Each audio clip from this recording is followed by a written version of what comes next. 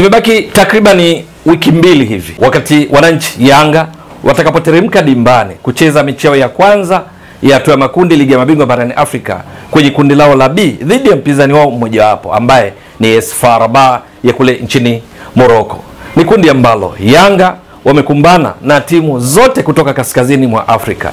Hawa FAR Rabat ya Morocco, lakini pia wanacheza dhidi ya JS Kabylie ya kule nchini Algeria kwenye kundi hilo, lakini ni kwenye kundi hilo ambalo wapo pia Al Ahly ya Misri. Sasa katika mechi yao ya kwanza watakaocheza kwenye uwanja wa New Amani Complex pale visiwani Zanzibar, Yanga chini ya kocha wao Pedro Gonçalves watakuwa na kila sababu ya kufanya kila wawezalo kuhakikisha wanapata matokeo mazuri katika mechi ya nyumbani dhidi ya wawakilishi hawa wa Morocco katika michuano ya ligi ya mabingwa barani Afrika kwenye hatua ya makundi. Sasa kwenye mechi hiyo ambayo umuhimu wake unafahamika kwa kila mmoja, na hasa kwa Yanga ambayo inafahamika kwamba kwenye michuano hii kete mojawapo muhimu ni kuhakikisha unapata pointi zote katika mechi zako za nyumbani kadri inavyowezekana.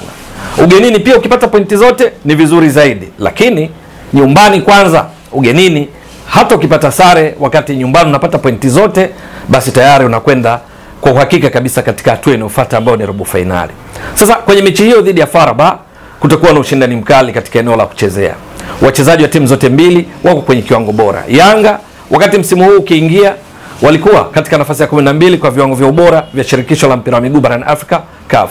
FAR Rabat wakati msimu huu ukiingia walikuwa katika nafasi ya 18 kwa viwango vya ubora barani Afrika chini ya CAF wakiwa na pointi 21. Yanga nafasi ya 12 walikuwa na pointi 34. Hivi sasa tunapozungumza, Yanga ni miongoni mwa klabu 10 bora barani Afrika kwa viwango latest vya msimu unaoendelea 2025 2026, ambavyo hata hivyo vyenyewe vinatarajiwa kubadilika kadri michuano ya CAF ya klabu inavyozidi kuendelea mpaka kufikia mwishoni mwa msimu huu. Itafahamika nani haswa anamaliza nafasi ya ngapi kwenye viwango ambavyo matumizi yake kwa CAF vitakuwa ni katika msimu 2026 2027. Sasa mbali na ubora wa wachezaji ndani ya vikosi vyao, kina Peudo Pacome Zouzoua wa Yanga, kina Djigui Diarra, kina Bakary Nondo Mwamieto, Dickson Job, kina Andy Bobo Boyeli, Prince Pumelo Dube, Maxime Pierre Zengeli na wengineo, wakati FAR Rabat ikiwa na nyota kama Yusuf El Fahri, lakini nyota kama Zinedine Derag, Mohamed Rabi Hirimat na wengineo. Lakini sehemu mojawapo inatazamiwa kuwa na ushindani mkali haswa ni wa makocha wawili wa Yanga, Pedro Gonçalves dhidi ya kocha wa FAR Rabat ambaye ni Alexandre Santos. Ni kwa nini kunakuwa na ushindani mkali katika eneo la benchi la ufundi ukiachana na maeneo mengine ambayo pia yana ushindani wa aina yake kwa timu hizi? Yanga inayotoka katika ligi namba 5 kwa ubora barani Afrika kwa mujibu wa CAF dhidi ya AS FAR Rabat ya kutoka Morocco, ligi namba 2 kwa ubora barani Afrika. Ni kwamba makocha hawa wote kwanza ni raia wa Ureno. Yes, wote hawa ni raia wa Ureno. Hili ni mojawapo ya eneo ambalo unaona kabisa kwamba kuna uwezekano wanajuana sana. Wote wanatoka katika taifa moja. Pili, wote wamewahi kufundisha timu za taifa, timu za vijana klabu ya Sporting Sporting Lisbon, maarufu tunafahamu hivyo, Sporting Lisbon ya kule kule nchini Ureno. Wote wamewahi kufundisha timu za vijana. Huyu Gonçalves amewahi kuwa ni mkuu au tuseme amewahi kufanya kazi ya kuscout wachezaji, lakini pia kufundisha timu za vijana za Sporting Lisbon. Lakini kocha Santos naye amewahi kufundisha timu ya vijana wa umri chini ya miaka 23 wa Sporting Lisbon. Kwa hiyo wanafanana bado. Lakini kuna eneo lingine. Wote siku za hivi karibuni wamewahi kufanya kazi kule Angola. Huyu Gonçalves tunafahamu Yanga wamemtoa akitoka katika timu ya taifa ya Angola aliyokuwa ameanzia kuifundisha timu ya wakubwa ya Angola kuanzia msimu 2019 mpaka hivi karibuni mwezi wa 9 mwaka 2025. Lakini Santos naye amekuwepo kule Angola, lakini ni katika klabu ya Petro Atletico ambayo alikuwa akiifundisha kuanzia 2021 mpaka 2024. Wachezaji baadhi akiwaongoza ni pamoja na Carneiro beki tatu ambaye hivi sasa yupo naye katika klabu ya FAR Rabat, ambaye ni miongoni mwa nyota walikuwa wakichezea timu ya taifa ya Angola chini ya kocha Gonçalves. Wapo wachezaji wengine kadhaa waliokuwa wa Petro Atletico ambao Gonçalves amewapata kuwaongoza.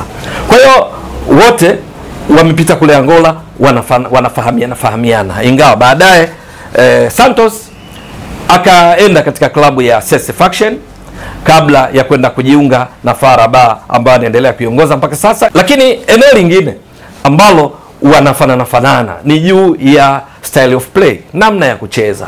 Kocha Gonçalves mara nyingi mfumo mama ni wa baada ya golikipa ni kuwa na 4-3-3, kwa maana ya kuwa na mabeki wa 4 baada ya golikipa, viungo watatu na washambuliaji watatu. Lakini huwa ananyumbulika pia katika mfumo huu, wakati mwingine anakuwa na 4-2-3-1, kwa maana kuwa na mshambuliaji kinara mmoja, kunakuwa na viungo watatu washambuliaji, viungo wawili wa ukabaji, tunasema double pivot, walinzi wa 4 na golikipa. Lakini kwa kocha Santos mfumo huu yeye ndio hupenda kutumia zaidi, wa baada ya golikipa anakuwa na walinzi wa 4, viungo wawili wa ukabaji, viungo watatu washambuliaji na mshambuliaji kinara mmoja. Ni mifumo ambayo inafanana na Gonçalves, ingawa Gonçalves mfumo wake mama ni 4-3-3, lakini huwa unanyumbulika na kutumia kama huu anapokuwa ndani ya Yanga. Yanga ameikuta katika misimu hivi karibuni mfumo mama ni baada ya golikipa ni 4-2-3-1. Katika mechi waliocheza dhidi ya Mtibwa Sugar, mechi yake ya kwanza akiwa na Yanga katika ligi kuu Tanzania bara ambao walishinda mabao 2-0, alitumia mfumo huu wa baada ya golikipa ni 4-2-3-1. Kwa matarajio kwenye mechi hiyo mifumo hii ndio itakayogongana. Huenda ikawa Djigui Diarra golikipa, alafu walinzi wa 4 hawa hapa tunawaona hapa. Yeyote anaweza kaanza, lakini tunazungumzia beki mbili hapa. Tunazungumzia kwa Isra Patrick Mwenda, lakini pia katikati hapa panaweza akawa na Ibra Baka, anaweza akawa Dickson Job, anaweza akawa Bakari Nondo Mwamnyeto, anaweza akawa Frank Asink. Wote hao ni mabeki wakati na kadri mwalimu atakavyoona anapanga. Lakini double pivot hapa sasa unazungumzia kwa kina Ndabwile, hapa ndipo wanapatikana kina Azizi Andile, hapa anapatikana kina Mudathi Yaya Bas, hapa anapatikana kina Zukabuya. Wanaweza kupangwa yeyote mwingine katika eneo la kiungo. Hapa tunazungumzia wachezaji kama Maximilian Zengereza pembeni, lakini anaweza kapangwa pale kulingana na mwalimu atakavyotaka siku hiyo. Lakini kwa pembeni tunajua anaweza kawa kina Maximilian Zengereza, lakini anaweza kawa Piodo Pacome Zouzoua, lakini pale mbele yake akawa Mohamed Momo Dumbia.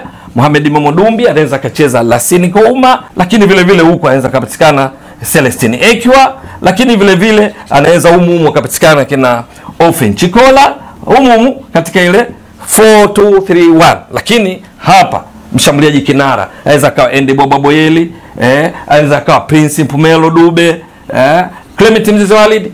Yeye yungali mgonjwa hivi sasa, atarajiwa kucheza katika mechi mwezi wa 11. Lakini kwa FAR Rabat chini ya mwalimu Santos, miongoni mwa wachezaji wake huwatumia ni pamoja na Yusuf El Fahli, anaweza akatumia kina Reda Slim anaweza kumtumia, maana ametoka katika klabu ya Al Ahli ya Misri, amerejea katika timu yake ya zamani hii ya FAR Rabat, na hivi karibuni ameanza kucheza na ameonyesha kiwango bora katika mechi iliyopita hivi karibuni ya ligi na kuwa ni man of the match katika baadhi ya vyanzo. Lakini anao wachezaji hapa wawili, hapa tunazungumzia kina Zinedine Derak, lakini aweza akawa na Mohamed Rabbi Hirimat na kadhalika.